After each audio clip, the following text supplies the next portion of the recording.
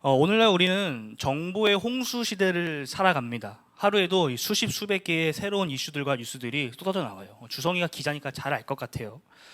설교를 준비하는 지난주 우리나라의 주요 이슈 혹시 뭐가 있었는지 기억나시는 분 있으십니까? 아무거나 기억나시는 거? 그렇죠? 스포츠계에서는 파리올림픽에서 금메달을 땄던 안세영 선수와 이 배드민턴 협회 간의 이 갈등 문제가 가장 큰 이슈였습니다. 연예계에서는 뭐가 이슈였죠? BTS의 슈가가 음주운전을 벌인 사건이 있었고, 또 한지민과 잔나비의 최정훈이 열애를 인정하면서 핫한 이슈가 됐습니다. 경제계에서는 서울시가 12년 만에 그린벨트를 해제하면서 신규 주택 21만 호 이상을 새로 공급하겠다라고 발표하면서 부동산 투자 움직임이 일어났었고, 또 요즘 아주 핫한 것이 바로 전기차 문제죠.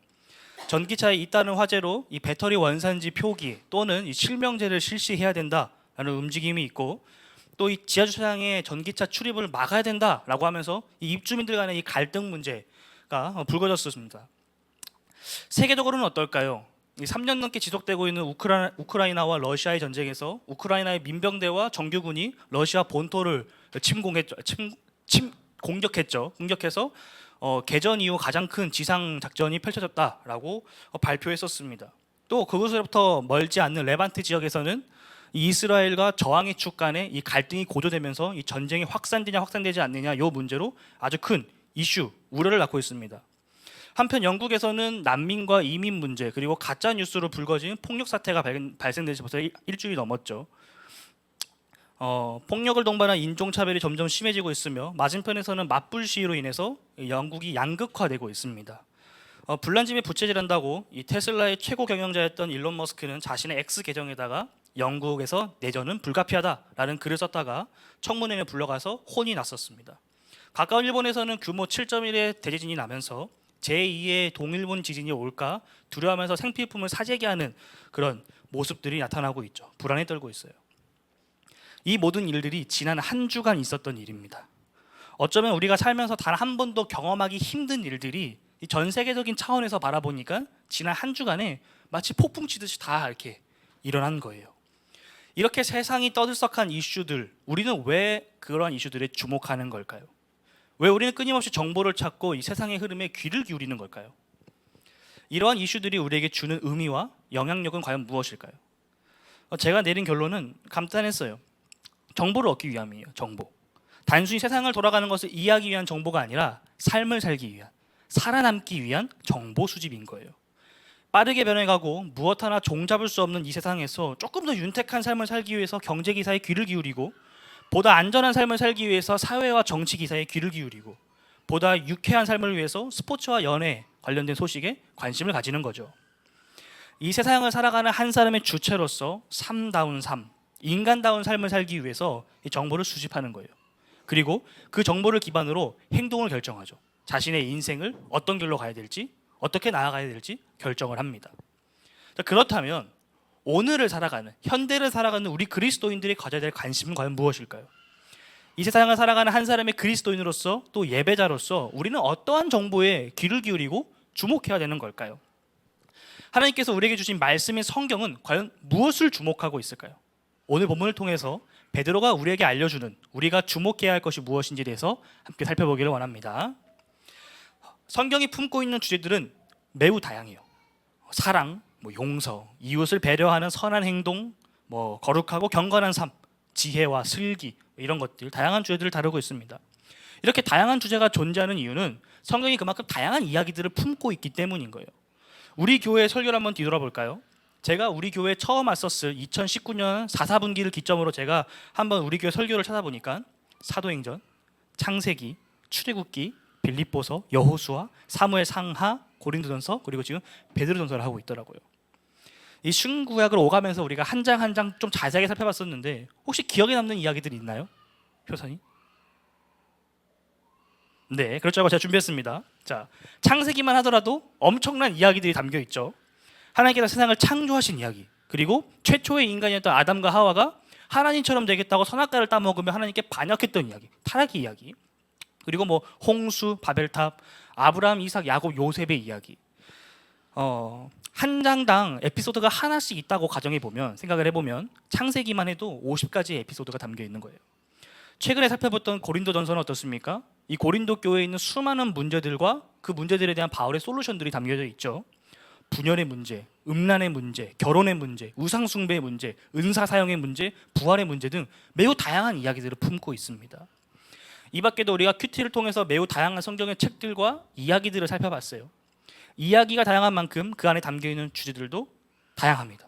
그런데 놀라운 것은 성경이 품고 있는 이 수많은 이야기들, 이 수많은 주제들이 어느 한 포인트를 향해서, 어느 한 지점을 향해서 다 방향을 맞추고 있다는 거예요. 모두가 다 그 하나의 포인트를 향해서 주목하고 있다는 것입니다.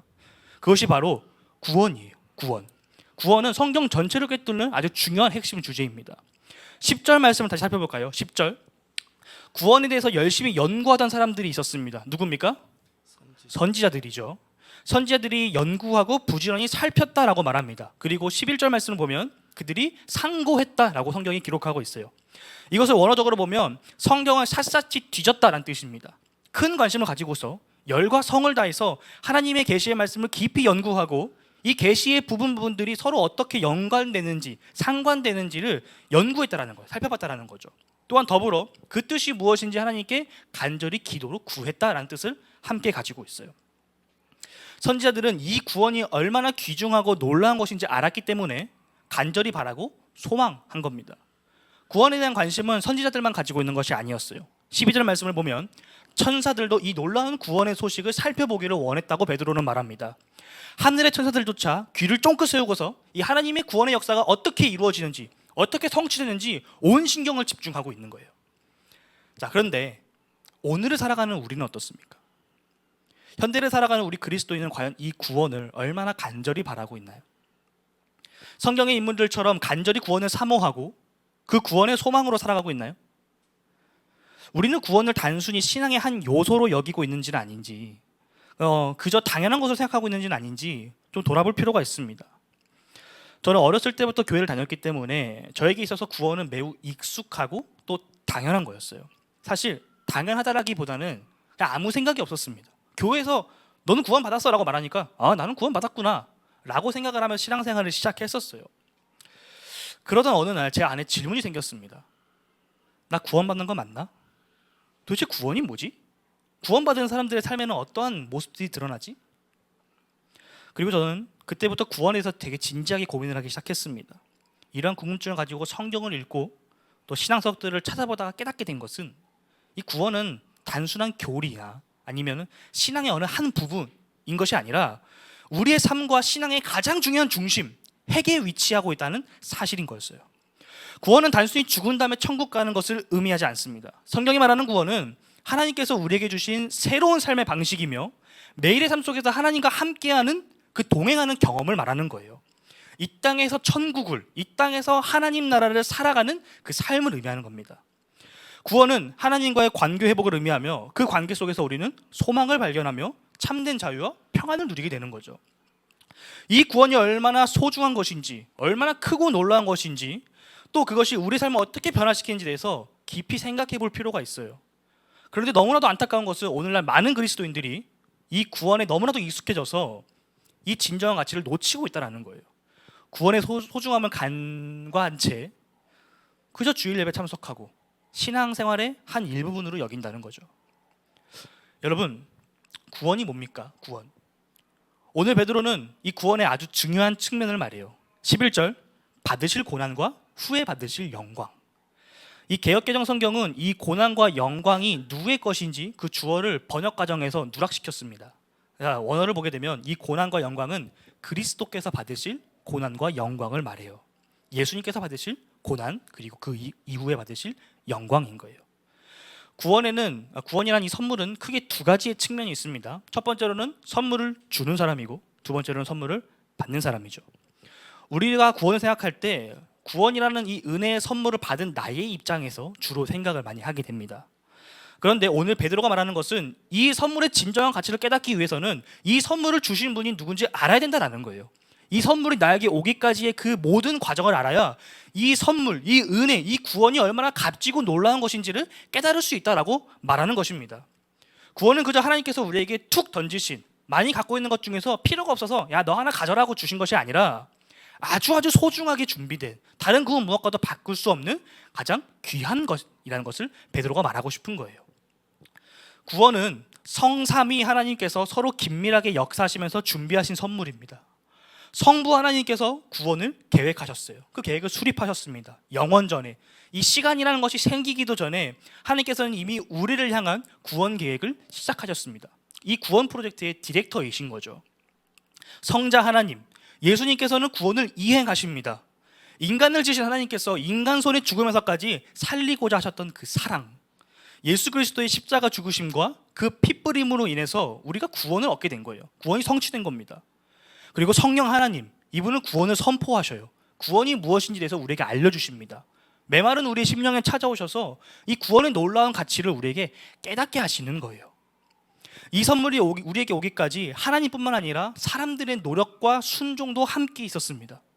하나님의 사람들, 선지자들이 치열하게 연구하고 하나님의 뜻을 구하고 고난과 핍박 속에서 후대에 전달할 이 신앙의 유산들이 복음을 전하는 자들의 수고와 헌신을 통해서, 그들의 눈물과 기쁨을 통해서 오늘날 우리에게까지 이어지게 된 거예요. 부모의 헌신과 수고를 통해서 아이가 성장하는 것처럼 그들의 수고와 헌신을 통해서 우리가 복음을 접하게 된 겁니다. 우리가 그들에게 빚을 지게 된 거죠. 결국 이 모든 것을 베드로는 이렇게 말합니다. 10절, 너희에게 임할 은혜다. 그러니까 즉 우리에게 임한 하나님의 은혜라는 것입니다.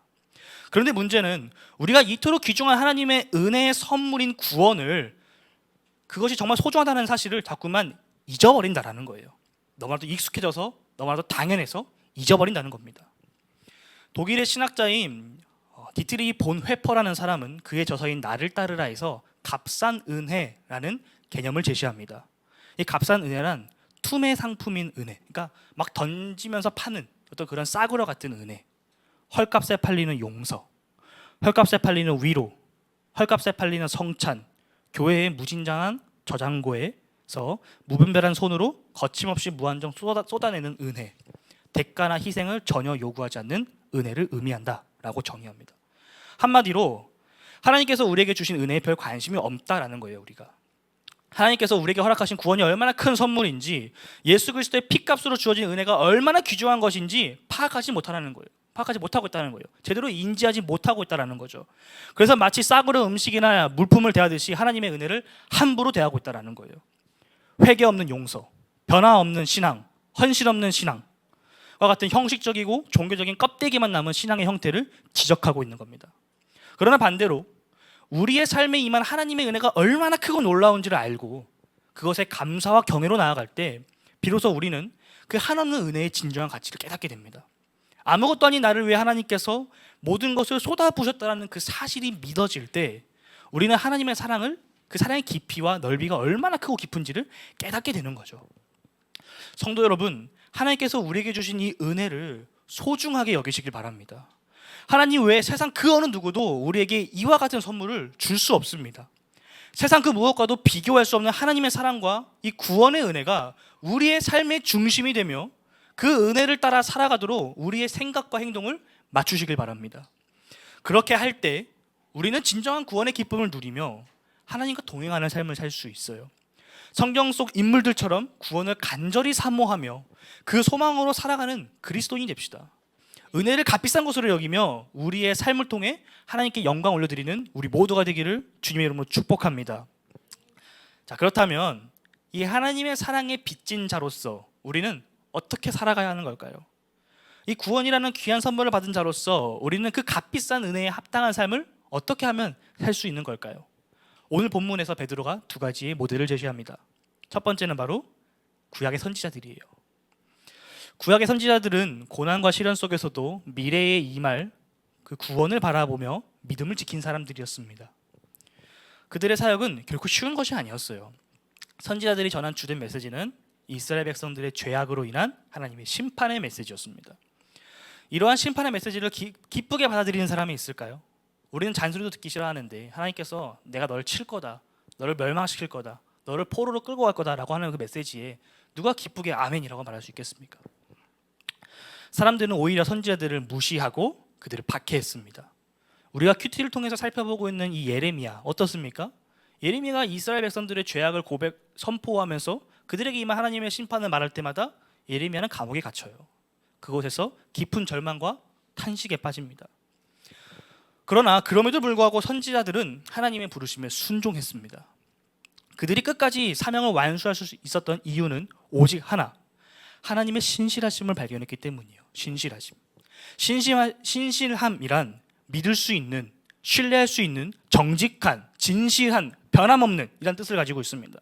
다시 말해 고난으로 인해 흔들리는 이 선지자들의 이 마음을 굳건하게 붙잡는 것은 변함없고 정직하고 진실한 하나님 때문에 가능했다라는 거예요. 날마다 말이 바뀌는 사람이 있다면 그 사람과 함께 할 수 있습니까? 그 사람을 신뢰할 수 있습니까? 우리는 신뢰할 수 없어요. 어떻게 말을 바꿀 줄 모르고 어떻게 뒤통수 칠 줄 모르는데 어떻게 그 사람과 함께 합니까? 그러나 언제나 변함없이 동일하게 행동하는 사람이 있다면 어떨까요? 늘 정직하고 진실한 사람이 있다면, 늘 우리에게 진심으로 다가오는 사람이 있다면 어떨까요? 우리는 그 사람을 가까이 하고 싶을 겁니다. 함께 하려고 하겠죠. 하나님은 예나 지금이나 변함이 없으십니다. 우리를 향한, 이 이스라엘을 향한 하나님의 사랑은 단 한 번도 축소되거나 포기된 적이 없어요. 멈추신 적이 없습니다. 비록 우리가 하나님을 향한 사랑을 저버릴지라도 하나님께서는 우리를 향한 사랑을 멈추시지 않았습니다. 하나님께서 이스라엘에게 복을 주신 이유도, 이스라엘에게 진노하시면서 심판을 주신 이유도 모두 동일하게 그들을 향한 사랑에서 비롯되었어요. 하나님께서는 선지자들을 통해서 선포하신 그 심판의 메시지는 단순한 경고의 메시지나 화풀이가 아니라 다시 하나님께로 돌아오라는 사랑과 자비로 가득 찬 하나님의 초대인 거예요. 초대. 선지자들이 품었던 이 소망의 원천은 신실하신 하나님이었습니다. 그들은 하나님의 약속이 반드시 이루어질 것이라는 굳건한 믿음을 가지고 고난과 시련 속에서도 흔들리지 않는 소망을 품고 살아갔어요. 이스라엘 백성들이 죄악으로 인해 심판받을지라도 하나님의 회복과 구원의 길이 열릴 것이라는 확신이 그들의 삶과 사역을 이끌었습니다. 변함없는 신실하신 이 하나님의 사랑과 은혜는 고난 속을 살아가는 선지자들에게 든든한 버팀목이 되어준 거예요. 바울은 로마서 15장 13절에서 소망에 대해서 이렇게 말합니다. 소망의 하나님이 모든 기쁨과 평강을 믿음 안에서 너희에게 충만하게 하사 성령의 능력으로 소망이 넘치게 하시기를 원하노라. 믿음 안에서 상황이 아닌 하나님을 바라보며 나아갈 때 성령의 능력으로 우리 안에 소망이 넘쳐나게 될 거예요. 비록 상황이 바뀐 것은 아무것도 없습니다. 그런데 믿음으로 신실한 하나님을 바라볼 때 성령께서 우리 안에 소망을 충만하게 하신다는 거예요. 우리의 소망은 인간의 힘이나 상황의 변화에 있지 않습니다. 선지자들이 그랬듯이 우리의 소망은 오직 하나님의 신실하심, 곧 변함없으시고 약속을 지키시는 그 신실하심에 있는 거예요. 현재의 고난이 아무리 크다 할지라도 하나님께서 결국 모든 것을 회복하시고 구원의 기쁨을 주실 것이라는 그 믿음을 잃지 않는 것이 중요합니다. 왜요? 그렇게 하실 것이라고 약속하셨기 때문인 거죠. 오늘날 우리도 선지자들이 바라봤던 그 소망을 붙잡고 현재의 고난과 시련 속에서도 하나님께서 약속하셨던 그 구원을 바라보면서 살아가는 선지자의 영성을 갖추시기를 소망합니다. 이러한 선지자들의 영성, 선지자들이 품었던 소망, 곧 신실하신 하나님은 예수 그리스도 안에서 완전하게 드러났어요. 두 번째 모델이 바로 예수님이십니다. 예수님은 자신의 삶을 통해서 하나님의 신실하심을 나타내셨습니다.